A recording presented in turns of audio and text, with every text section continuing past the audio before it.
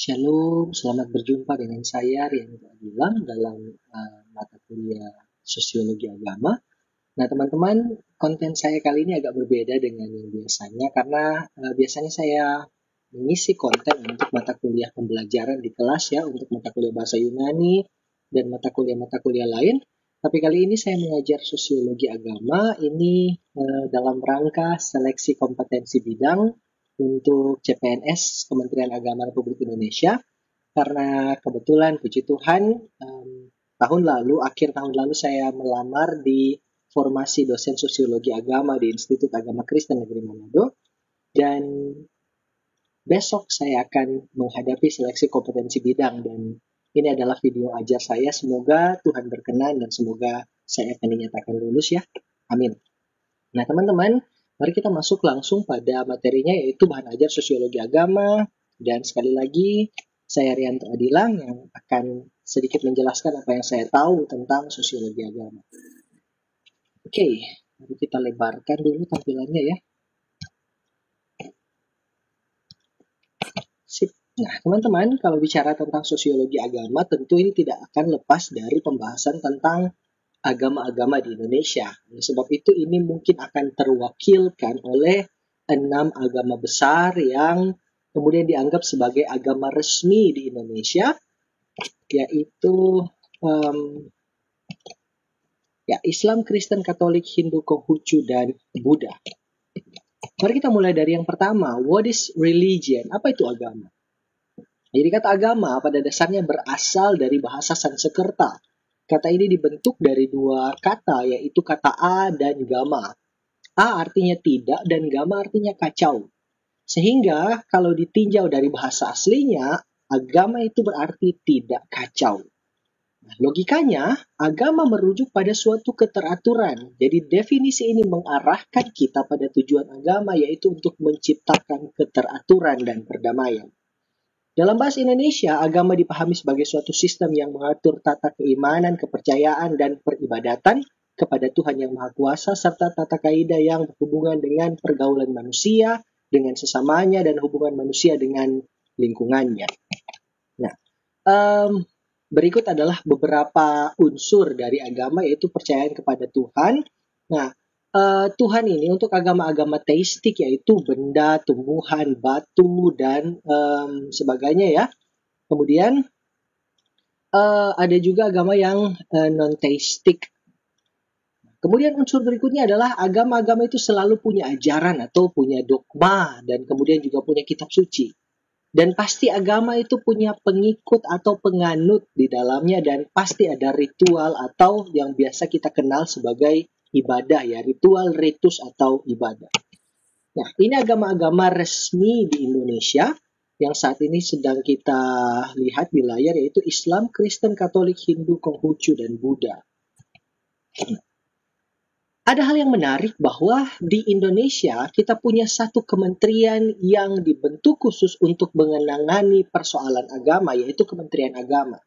Nah, oleh sebab itu, eksistensi Kementerian Agama di NKRI, di Negara Kesatuan Republik Indonesia, adalah indikator bahwa agama merupakan hal yang penting di negara ini. Ini yang perlu dicatat, bahwa eksistensi Kementerian Agama adalah indikator bahwa agama adalah hal yang penting. Nah, sekarang, jadi kalau tujuan agama adalah untuk keteraturan, dan jika agama sedemikian penting di negara ini, lalu mengapa sampai ada konflik, pencurian, korupsi, pornografi, dan yang paling parah dari semuanya, yang kemudian mengatasnamakan agama untuk perbuatan tercela adalah terorisme. Kita tahu bahwa ada banyak pihak, ada banyak orang yang melegalkan pembunuhan hanya atas nama agama. Ya. Ini terbungkus kemudian dalam radikalisme dan terorisme. Nah, berarti akan jadi bahan pertimbangan besar bagi kita. Berarti ada yang salah dengan cara beragama kita.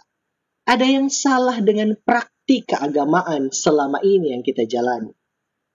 Ada catatan penting di situ. Ingat, yang salah adalah caranya, bukan agamanya. Itu yang penting, teman-teman. Kemudian mari lanjutkan. Kemudian persoalan-persoalan tadi, agama-agama yang kemudian serong dari tujuan, kegiatan atau praktik beragama yang kemudian tidak sesuai dengan goal yang sudah ditetapkan sejak awal, ini kemudian memancing reaksi dari para filsuf, memancing reaksi daripada pemikir-pemikir kelas dunia. Yang pertama adalah Sigmund Freud. Sigmund Freud sebagai seorang ahli psikologi kemudian bersuara tentang agama. Bagi Sigmund Freud, agama ini disamakan atau dibandingkan dengan neurosis. Apa ini neurosis? Neurosis sebenarnya adalah sebuah gejala penyakit mental. Umumnya, neurosis adalah ketidakseimbangan mental yang pada akhirnya menyebabkan stres. Nah, pada awalnya, dia adalah sebuah pemusatan rasa bersalah pada agama. Jadi apa yang boleh dan tidak boleh, yang kemudian merongrong pada kesehatan mental. Jadi orang-orang kemudian akan diteror oleh rasa bersalah terhadap agama. Freud pernah menjelaskan bahwa polanya adalah seperti, misalnya dalam kekristenan, orang-orang akan diciptakan, akan dirongrong dengan rasa bersalah bahwa kita semua telah berdosa. Dan oleh karena dosa kita, maka Kristus yang tidak berdosa harus disalibkan sebagai ganti dosa kita. Nah, bagi Freud, inilah sebuah sistem rasa bersalah yang dibangun oleh agama untuk mengacau balaukan dan merongrong kesehatan mental manusia. Sehingga satu-satunya cara manusia untuk mengobati rasa bersalah ini adalah dia harus punya ritus atau ritual atau upacara khusus untuk menghilangkan rasa bersalah ini. Nah, oleh sebab itu, upacara atau ritual adalah perilaku untuk meredakan rasa bersalah yang dikembangkan oleh agama. Orang-orang yang merasa tidak aman karena rasa bersalah ini kemudian merindukan figur Bapa secara kosmik. Figur Bapa yang mendunia, yang maha kuasa, yang bisa melakukan apapun, yang pada akhirnya bisa memberikan rasa aman. Nah, yang paling unik dari seorang Freud, dari seorang Sigmund Freud adalah bahwa dia mengatakan agama akan segera musnah. Bagi Freud, agama akan segera punah dari dunia karena penganut agama mulai berkurang secara signifikan dan orang-orang mulai memilih untuk menjadi ateis saja. Saya tidak bertuhan dan saya mengikuti kehendak diri. Itu teori dari Sigmund Freud.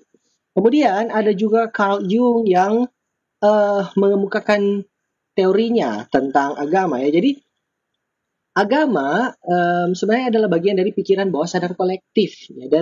Dalam pikiran bawah sadar terdapat simbol-simbol yang disebut Jung sebagai pola-pola dasar.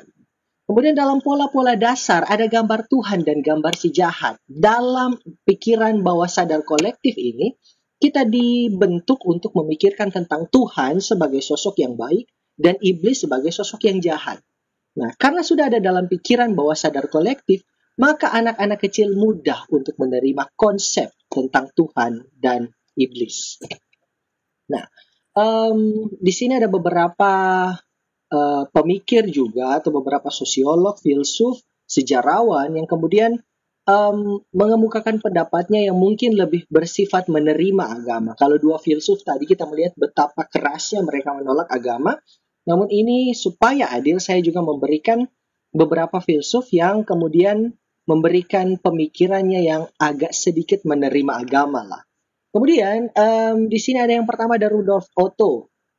Rudolf Otto mengemukakan bahwa agama adalah sesuatu yang sangat penting karena ini adalah dasar pijakan kita sebagai manusia, ya. Dasar pijakan yang sangat kuat untuk manusia.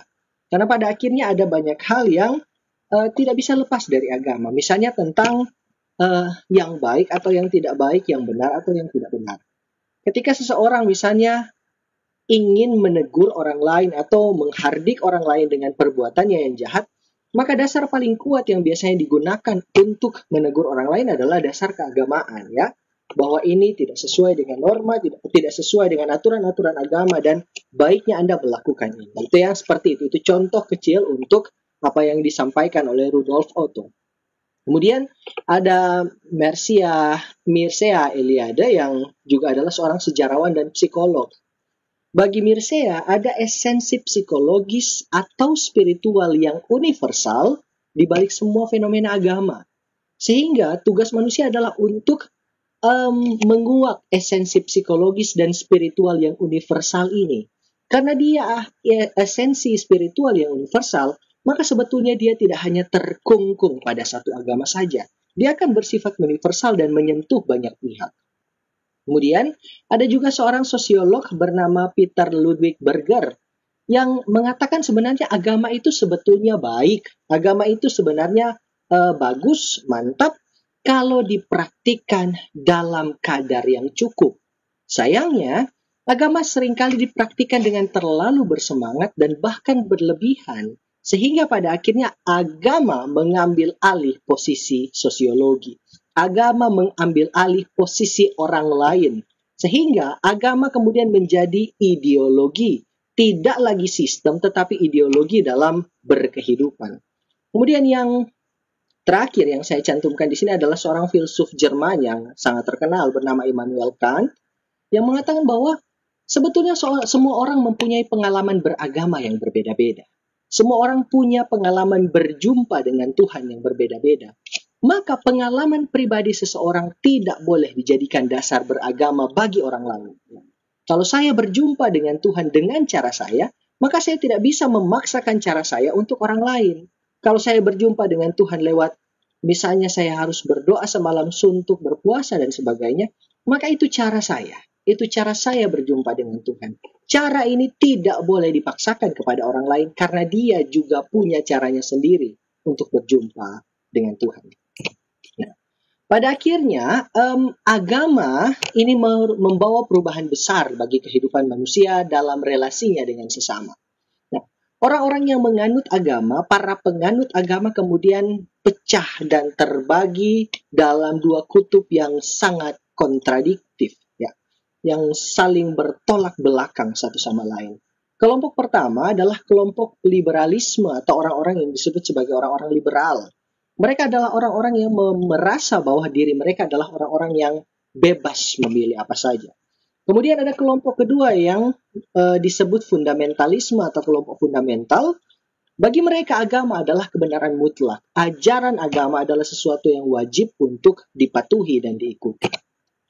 Nah, sekarang teman-teman ada kekurangan ya dari dua kelompok ini masing-masing punya kekurangannya masing-masing. Yang pertama dari liberalisme, kekurangan dari liberalisme adalah mereka mematok harga yang sangat mahal untuk kebebasan mereka. Artinya kebebasan yang tidak peduli pada hak orang lain. Bagi mereka, selama mereka nyaman maka mereka akan melakukan itu. Jadi kadang-kadang mereka melanggar aturan, tidak taat aturan, dan suka melanggar segala norma dan segala macam yang menyangkut dengan agama, yang pada dasarnya sebenarnya mengatur mereka untuk supaya ada dalam ketertiban dan keteraturan. Nah, sedangkan fundamentalisme juga punya kekurangannya sendiri, yaitu pola pengkafiran yang sangat mudah. Orang-orang pada fundamentalisme ini sangat mudah mengkafirkan orang lain, bahkan membunuh sesama manusia atas nama Tuhan.